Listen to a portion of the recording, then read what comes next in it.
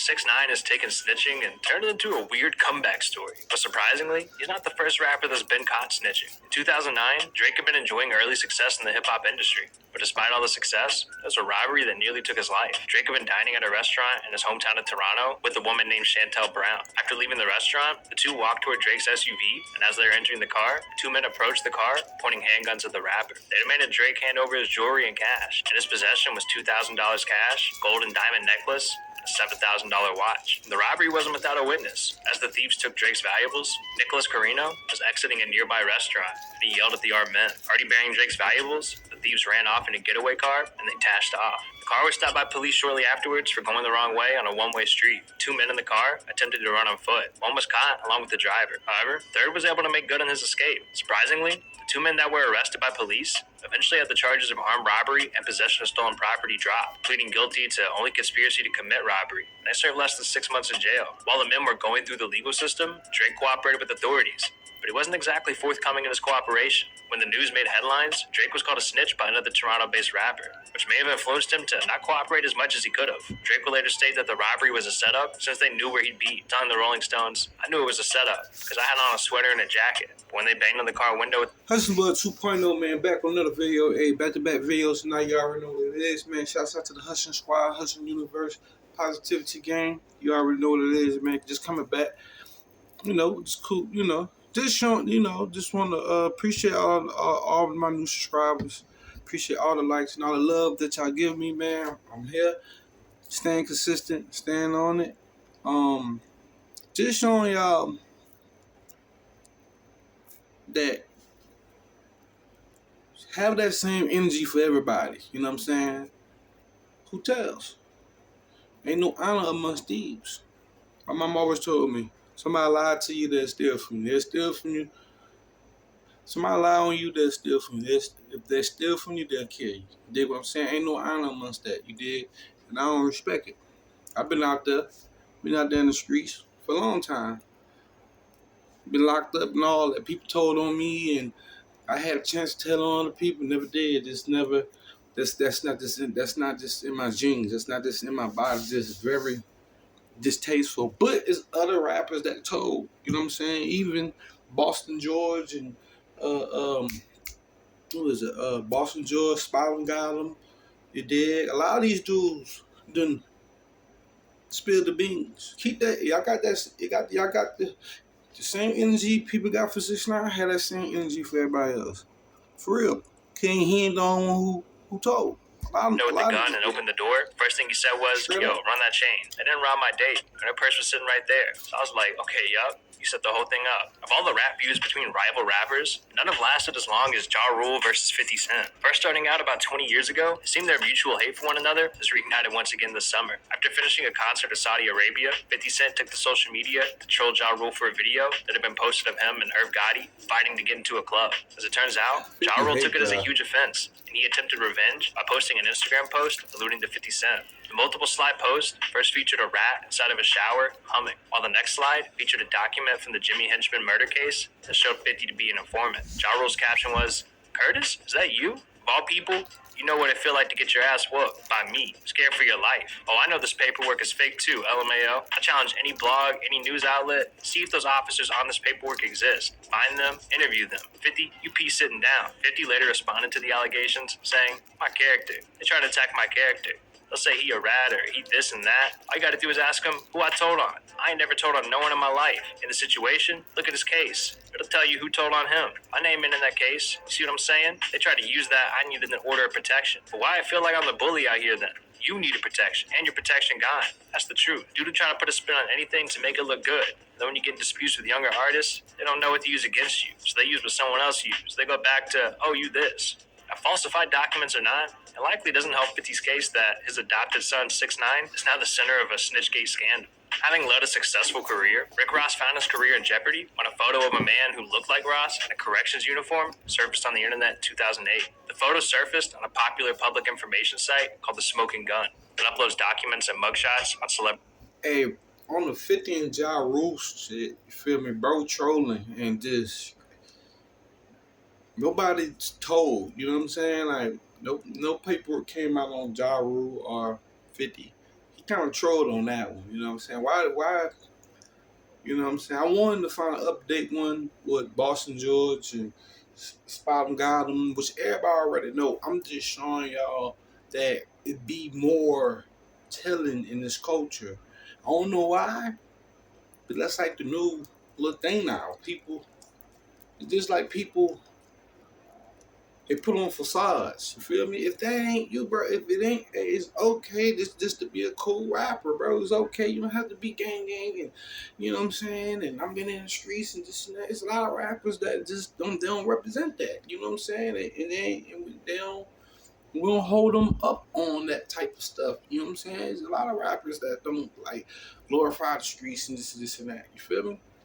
But don't forget. So I just seen a post with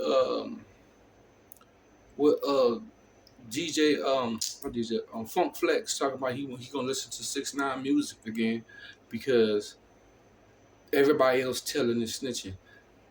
Funk Flex, that's a band where that's like think about that. You feel me? Think about somebody say something like that. Where everybody else snitching, like what everybody else do, you just gonna go along with it. I'm trying to find the right words to say what type of person that is. It's like, okay, if everybody else doing it, I'ma do it too. Ain't no honor among shit like that.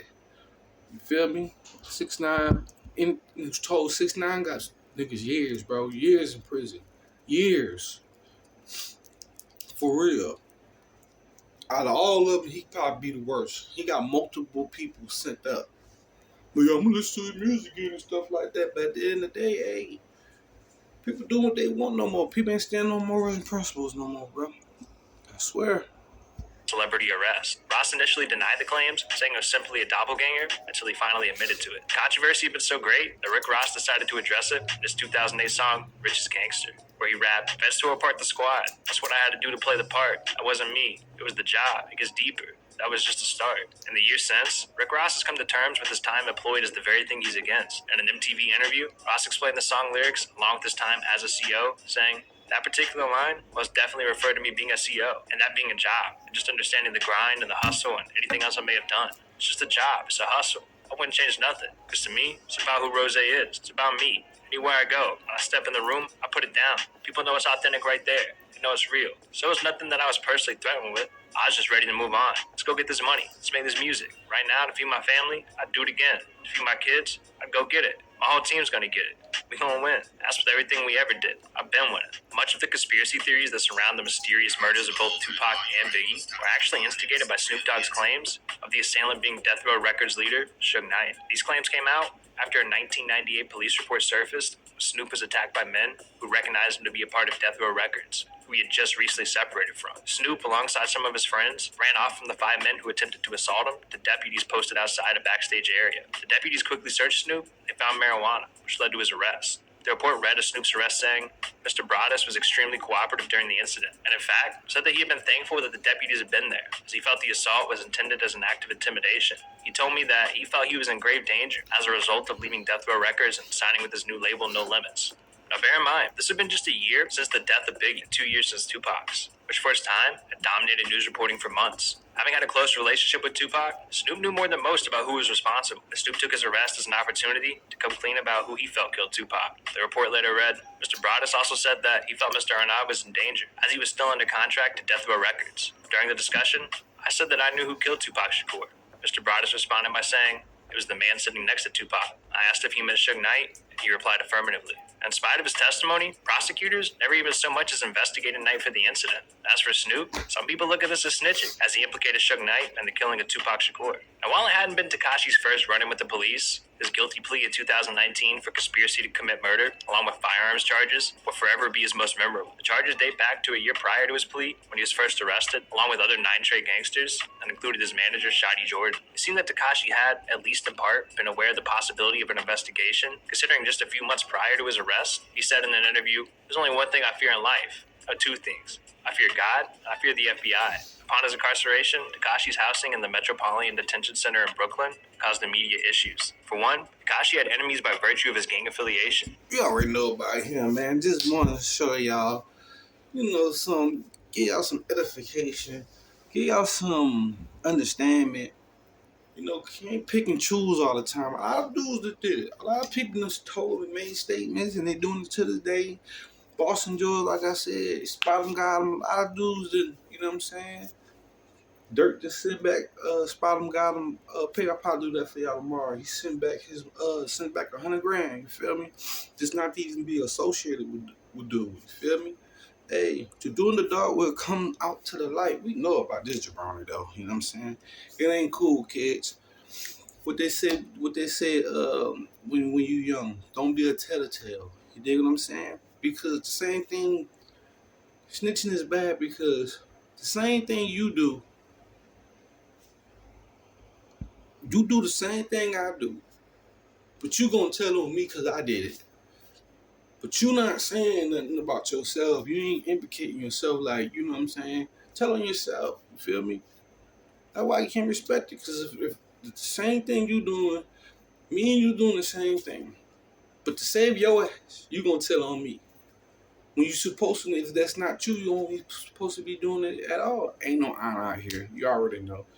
Fictitious, fake, entertainment, whatever. People do anything for clout, anything for money. Hey, keep God first. You already know, take care of yourself and those around you. You understand what I'm saying? Keep a positive mental attitude like every day. Love y'all. See y'all in the next video. Just showing y'all.